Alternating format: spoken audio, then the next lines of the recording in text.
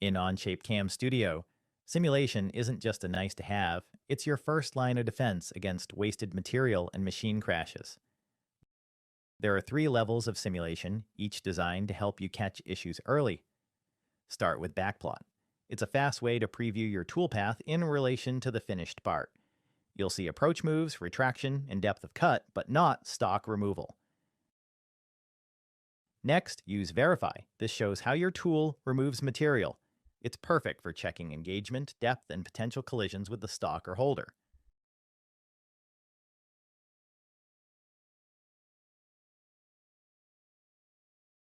Finally, run machine simulation. This uses a real machine model to simulate the exact kinematics of your CNC. You'll catch issues like spindle collisions, axis overtravel, or fixture interference before you press cycle start. All of this runs in the cloud, so it's fast, accessible, and reliable. Use all 3 in sequence: Backplot, Verify, then machine simulation for a complete and confident CAM workflow.